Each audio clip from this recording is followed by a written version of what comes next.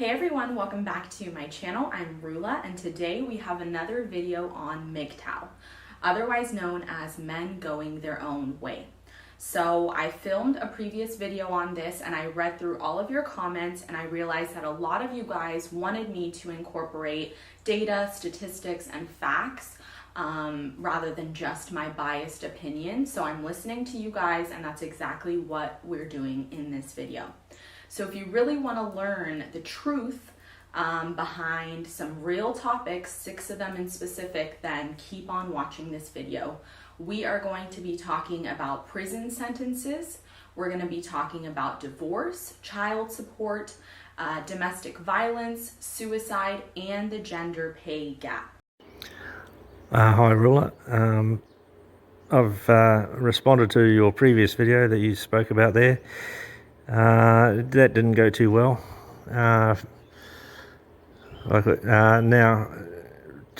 and it didn't go well, I should say, by because you didn't really understand MGTOW. You came at it from a dating coach sort of point of view, feminist dating coach point of view. It reminded me actually of Lacey Green, who was a prominent feminist during the Gamergate years. And she ended up throwing feminism away once she realised what a load of crap it was. So hopefully you'll be able to ditch it at some stage in the future. If you really want to understand MGTOW, there's a channel, Hammerhand, also known as the MGTOW Monk.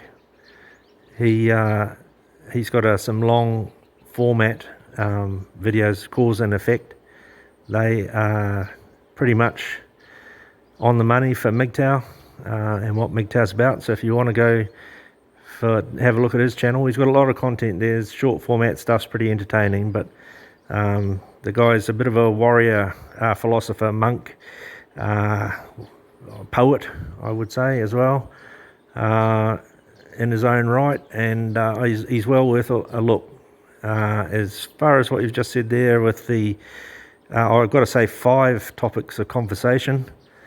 They're not really about MGTOW. They're more of a MRA kind of thing. The 6th topic, the pay myth, the pay gap myth, gender pay gap. I think it was about 1972, so about 50 years ago now.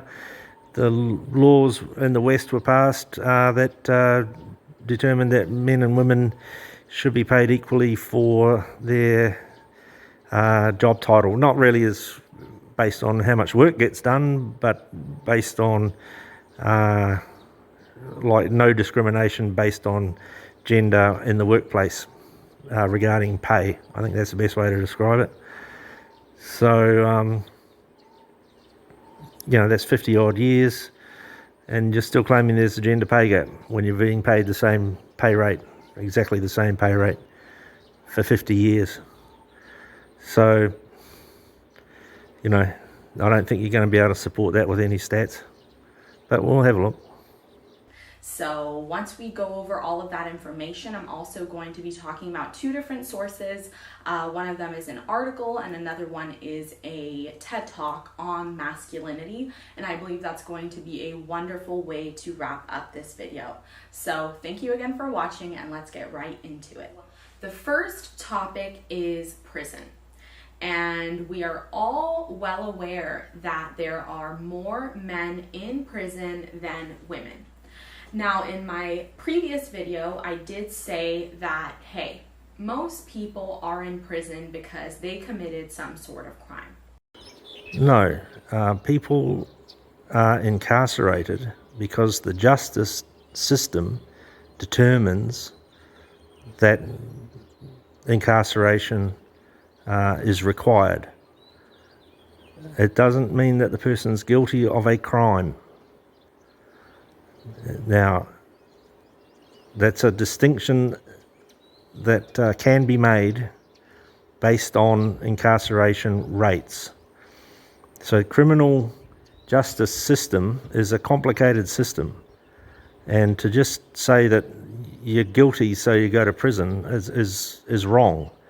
There are many reasons someone goes to prison, and guilt although it's probably true to say it in the majority of cases someone is guilty of a crime, there are certain circumstances where, for instance, a man is jailed for not paying child support. Is that a crime? Another thing is, when he's jailed, his life's just totally thrown out the window, and he's now liable for all the child support that he's incurred while he's been in prison, and he can't get a job because he's been in prison. So he's now looking at doing more time in prison for something that's beyond his control now. So no, incarceration does not imply guilt of a crime. Right?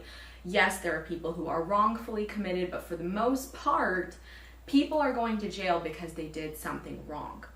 So the facts show there are more men than women in jail. In specific, according to the U.S. Census Bureau, there are 93.2% of men in jail, while there are only 6.8% of women in jail. No, that's not what those statistics show. Those statistics that you've got there show that of the total prison population, 93.2% are male. That's all that those statistics show. So this is completely alarming, especially when we consider that there's about a 50-50 split of both men and women in the United States. I do want to mention that people go to jail because of doing something illegal. So clearly this shows that men are committing more crimes that are landing them in prison. Right, so I can speak to this from an Australian perspective. And a while ago now, it's quite some time, there was a female serial killer jailed in Australia. And I think it was Four Corners or 60 Minutes, one of those documentary programs, interviewed the detectives or the head of the detective squad that caught this woman. Now, this woman had killed 6 of her own children, all under the age of 3. So the eldest one was 3, a little kid with a personality, and she killed him and buried him. And it's distressing to even talk about. And this detective was telling the interviewer that the team of detectives looking into this didn't want to pursue the woman for murder, but they just kept getting more and more evidence that pointed to the fact that she'd killed these children. And his remark at the end of it was, he is certain there are more female serial murderers in Australia that have never been caught and never will be, because the police are reluctant to investigate sudden infant death syndrome, is what they were all ruled as, even the 3-year-old, sudden infant death syndrome. And he's saying that, the detective is saying that the police are reluctant to investigate because they don't want to find women killing babies. Now you tell me why there are less women in prison. It's not because men are doing wrong more than women are doing wrong. It's because men are the perpetrator and women are the victim. And that's the fucking narrative that you're perpetuating here. But on the flip side, I do want to talk about something that is not fair, and that is the prison sentence length and the difference based on gender. This was something that you guys brought to my attention, and I want to thank you guys for bringing this up to my attention, because it was something I was not well aware of, but I did my research and I found that women of all races get shorter sentences than men. So this is true across all ethnicity, whether the woman is Hispanic, white, black, or any other ethnicity. Women were receiving anywhere from 15 to 45% shorter prison sentences than their male counterparts. Now, this is something that I stand firmly against. Right, so there's an iceberg floating in the water, and you have just seen the tip of it. Now, there's no point bringing race into it, or as you call it, ethnicity. Like you say, women are incarcerated for the same crime at a much smaller sentence rate or length of sentence rate. Now, it's not just that. Women are also rehabilitated or given the ability to rehabilitate themselves in prison far more than men are. Men can are doing dead time, right? So they're punching out number plates or something like that. Whereas women are given the opportunity to better themselves so that when they get out of prison, they can function better or have higher function, shall we say, in society. In other words, they can gain qualifications, they can get a trade, whatnot, in prison and come out with a skill that they can then go on to earn money for. Whereas men, it's dead time. They don't, for most men in prison, they come out a better criminal. Now that's something that's never talked about in this sort of discussion. You'll admit that women are treated leniently by the courts, but you won't talk about the actual prison system treating men like perpetrators and women like victims. I believe that both men and women should be held accountable for their mistakes in an equal and just manner. So it is just absolutely absurd that women are receiving a shorter sentence for committing the same crime. This is completely unfair. I do stand behind this MGTOW ideal that men are discriminated when it comes to the justice system.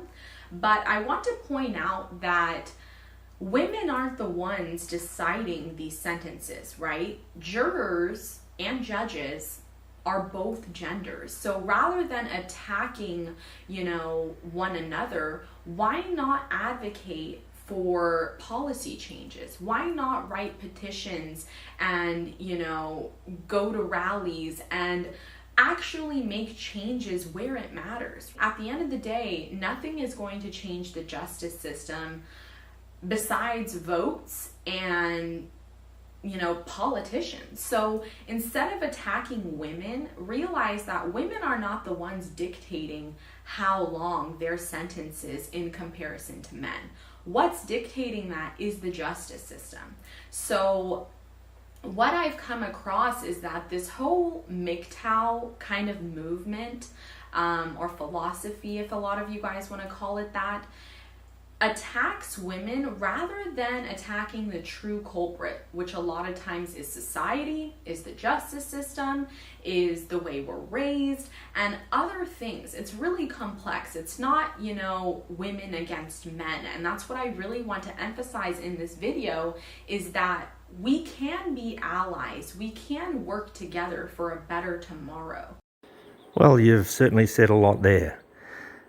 Something you stand firmly against. Well, that's nice. Now, first of all, what we're talking about here, the incarceration rates and lenient sentencing, that's an MRA talking point, an MRA issue. MGTOW in general are not concerned about this sort of thing. It obviously gives them a bad taste in their mouth, especially when they're talking about it. But we're not agitating for change. Change is not in our vocabulary here. We are accepting that the judicial system is lenient towards women, and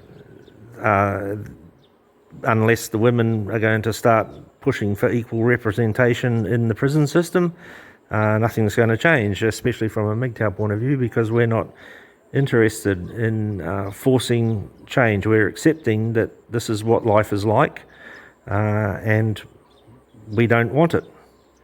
So we're walking away. Now,